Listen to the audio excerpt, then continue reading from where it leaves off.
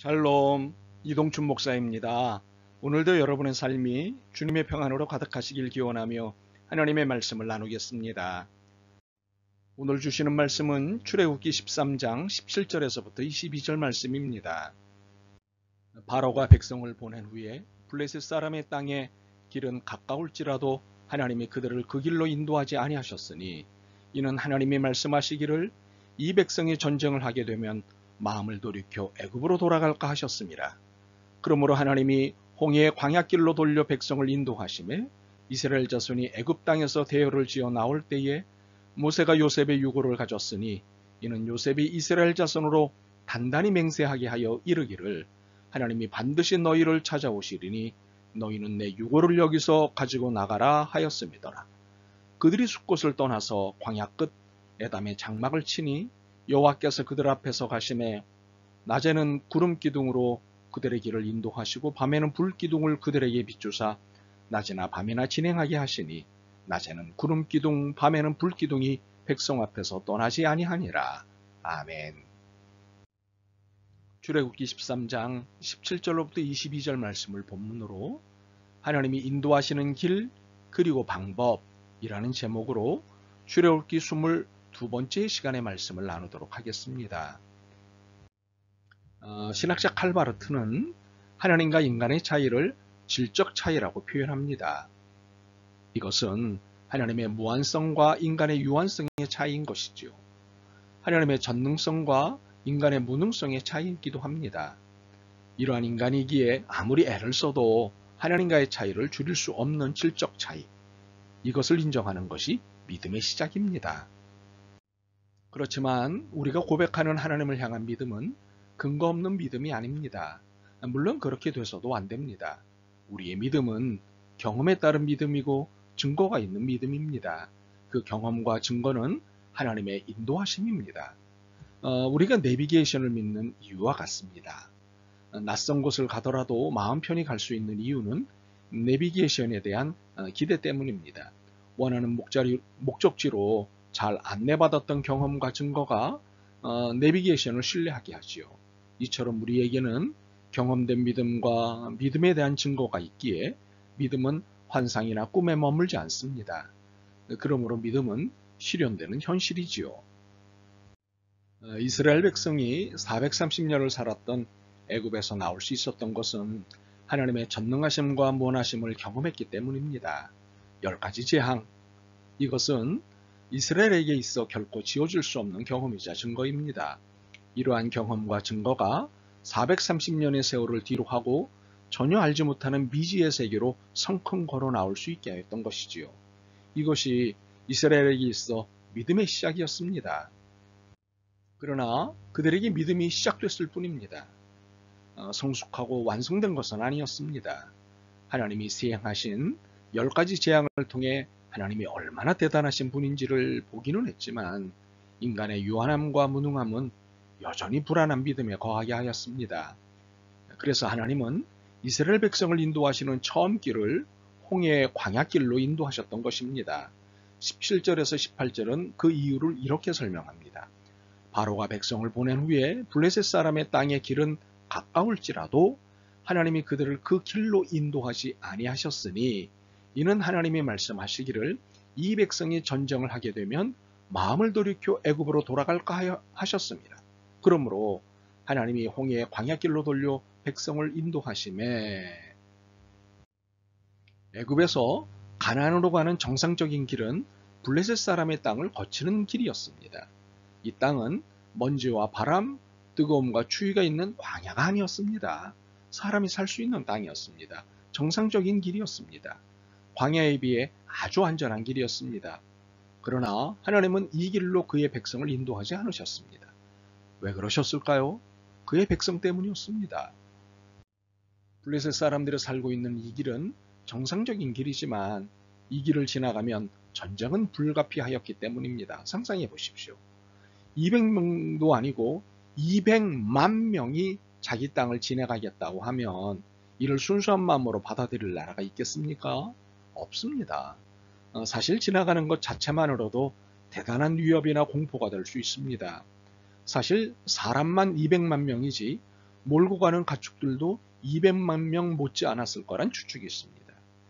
이스라엘의 입장에서 보면 이 광경은 장관이겠지만 블레셋의 입장에서는 공포와 위기감의 상황입니다. 더욱이 그리 멀지 않는 애굽에서 일어난 일을 모를 리 없을 것입니다. 거대 제국 애굽 왕 바로와 그 백성을 굴복시키고 나온 이 민족을 좋은 마음으로 바라볼 수는 없을 것입니다. 그러므로 블레셋의 입장에서 전쟁은 명약과나 필연적인 것입니다. 바로 이 속을 하나님은 알고 계신 것입니다. 그리고 이제 막 첫걸음을 띈 믿음이 이것을 감당할 수 없다는 사실도 알고 계셨습니다. 그래서 하나님은 정로가 아닌 우회로를 택하신 것이지요. 그런데 그 우회가 홍해의 광야길이었습니다. 상식적으로 광야는 사람이 사는 곳이 아닙니다. 모래와 바람, 열기와 추위, 목마름과 메마름이 있는 곳이지요. 버려진 땅입니다. 그래서 이러한 길은 사람들이 여행길로 택하지 않습니다. 그런데 하나님은 이 길을 택하셨습니다. 이스라엘 백성이 전쟁을 치르게 되면 애굽으로 돌아가려고 할 텐데 이를 막을 수 있는 방법은 사람들이 버린 땅 광야로 가게 하는 것이었습니다. 그렇습니다. 이 길은 사람이 택하는 길이 아닙니다. 이 길은 하나님만이 택하시는 길입니다. 이것이 하나님과 인간의 질적 차이입니다.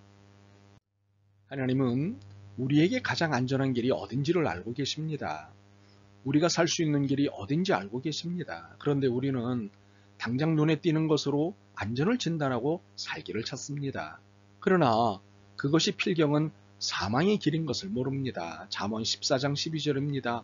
어떤 길은 사람이 보기에 바르나 필경은 사망의 길이니라. 그런데 하나님이 찾아주시는 길은 광야 같은 경우가 많습니다. 그러면 우리는 왜 이 길, 이곳이냐고 불평합니다.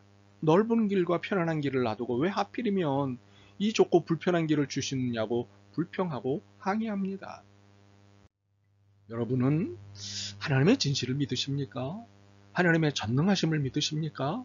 그렇다면 하나님이 택하시고 가게 하신 좁은 길, 광야길에 대해 불평하지 마십시오. 저항하지도 마십시오. 신뢰하십시오. 믿고 따르십시오. 그러면 적과 꿀이 흐르는 땅으로 가게 됩니다. 사실 좁은 길, 광야길은 목적지로 가는 과정일 뿐입니다. 우리는 목적지에 도달하는 것이 중요합니다. 등산을 하다 보면 직선로가 있고 우회로가 있습니다. 직선로는 거리가 짧고 시간이 단축됩니다. 반면 우회로는 거리가 길고 시간도 더 걸립니다. 그러나 직선로는 험하고 위험합니다. 생명을 걸어야 할 때도 있습니다. 그러나 우회로는 시간이 걸리더라도 안전합니다. 등산의 목적은 안전하게 목적지에 도달했다가 하산하는 것입니다. 첫째도 안전, 둘째도 안전입니다. 하나님이 우리에게 주시려는 것은 안전입니다. 이것이 하나님의 보호하심입니다. 블레셋 길이 안전한 듯하나 실상은 광야길이 안전한 것입니다. 넓은 길이 안전한 것 같으나 사실은 좁은 길이 안전합니다. 마태복음 7장 13절과 14절입니다. 좁은 문으로 돌아가라.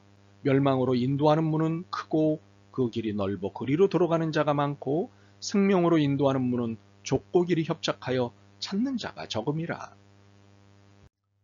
이렇게 하나님은 우리의 생명을 안전하게 지키시기 위해 나를 광야길로 몰고 가십니다. 그런데 아무 대책 없이 광야로 몰고 가시지 않습니다. 반드시 대책을 갖고 계십니다. 그 대책은 구름기둥과 불기둥입니다. 20절에서 22절을 읽죠. 그들이 숫곳을 지나 광야 끝 에담의 장막을 치니 여호와께서 그들 앞에서 가시며 낮에는 구름기둥으로 그들의 길을 인도하시고 밤에는 불기둥을 그들에게 비추사 낮이나 밤이나 진행하게 하시니 낮에는 구름기둥이 밤에는 불기둥이 백성 앞에서 떠나지 아니하니라. 구름기둥이 무엇입니까? 광야의 낮은 살인적인 햇빛과 더위를 내뿜습니다. 그 살인적인 햇빛과 더위를 막아주는 것이 구름기둥의 역할입니다. 시원한 그늘막을 제공하심으로 이스라엘에게 안전을 보장하시는 것이지요. 불기둥은 무엇입니까? 광야의 밤은 낮 시간 못지않게 살인적인 추위를 가져옵니다. 이 살인적인 추위를 막아주고 몸을 덮여주는 것이 불기둥의 역할입니다. 이렇게 하나님은 구름기둥과 불기둥을 통해 광야에 있는 그의 백성들을 안전하게 보호하십니다. 혹시 하나님이 여러분을 광야로 모신 것 같습니까? 그렇다면 오히려 안심하십시오. 먼지와 갈증 때문에 불편을 해도 블레셋과의 전쟁은 없을 것입니다. 잠자리가 불편을 해도 낮의 더위와 밤의 추위가 여러분을 해치지 못할 것입니다. 이 시간 시편 기자의 노래를 부르고 싶습니다. 시편 121편 3절에서 8절 말씀입니다. 여호와께서 너를 실족하지 아니하게 하시며 너를 지키시는 이가 졸지 아니하시리로다. 이스라엘을 지키시는 이는 졸지도 아니하시고 주무시지도 아니하시리로다. 여호와는 너를 지키시는 이시라. 여호와께서 내 오른쪽에서 내 그늘이 되시나니 낮에 해가 너를 상하게 하지 아니하며 밤의 달도 너를 해치지 아니하리로다. 여호와께서 너를 지켜 모든 환난을 면하게 하시며 또 내 영혼을 지키시리로다. 여호와께서 너의 출입을 지금부터 영원까지 지키시리로다. 아멘. 이 놀라운 하나님의 약속을 믿으십시오. 블레셋 땅으로 가게 하면 두려움에 떨까봐 가장 안전한 광야로 데려오신 것입니다. 그리고 구름 기둥과 불 기둥으로 보호하시는 것입니다. 이 이상 더 안전한 것이 어디 있을까요? 없습니다. 그러므로 현재 자신의 처지를 불평하지 마십시오. 염려하지 마십시오. 믿고 감사하십시오.